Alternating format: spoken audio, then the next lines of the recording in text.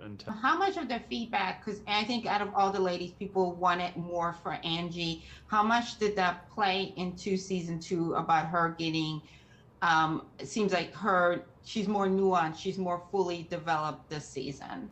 Oh, that was absolutely part of the discussion. And we realized it's interesting because the character of Angie was written before I casted Shaniqua.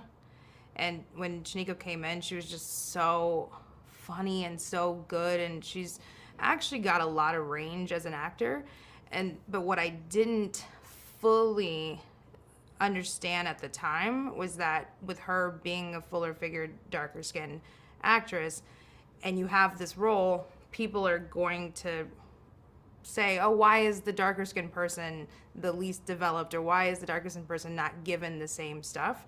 And that just, it was already written and then she was casted. So in the second season, you have time to kind of adjust and write for your cast, if that makes any sense. Like the way that we did it was already written and then the actors were kind of brought in.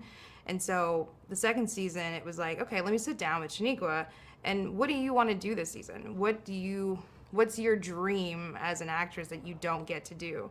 And one of the things that she said to me was like, I want little dark skinned girls to like just be beautiful and find love on screen, and I would love to see that aspect of Angie's character this season. And so I was like, let's do it.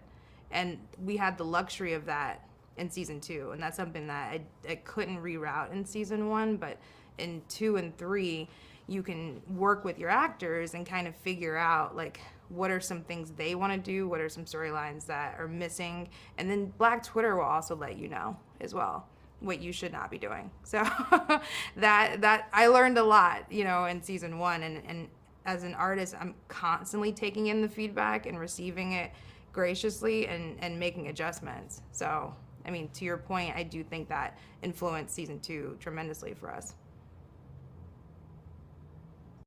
And how is it important for you to show off Black Harlem? I know there's someone that spent a lot of time in my 20s in Harlem. There is a lot of gentrification, but there is also still Black Harlem. How important is it for you as a show creative to show that part, to say, hey, these places do actually exist, and these characters are in these spaces because of community and Blackness?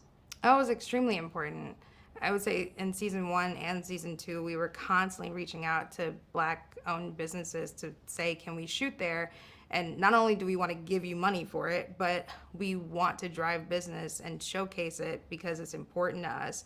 And a lot of the art, a lot of the designers, the clothes designers, like everything that we use in the show is a deliberate attempt at not only showcasing Black stuff on screen, but also putting money in people's pockets, because a lot of productions that happen in New York, they don't go to Black owned restaurants. They don't use a lot of Black designers. And so it's really important not only to just put it on screen, but to also like financially support these people and their companies, and like make sure that we can use our platform to kind of drive business in that direction.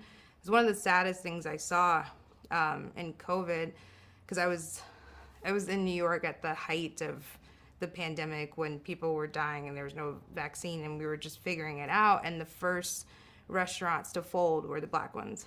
And these were, a lot of these places were open for 20 something years and just collapsed like so quickly with the lack of business. And then there's a lot of people like dying in that community too. And so coming back for season two, it felt even more important to me to try to like give back, or to try to like feature certain people and get certain communities involved. But you're absolutely right. It's been intentional from the very beginning, but I think it's important.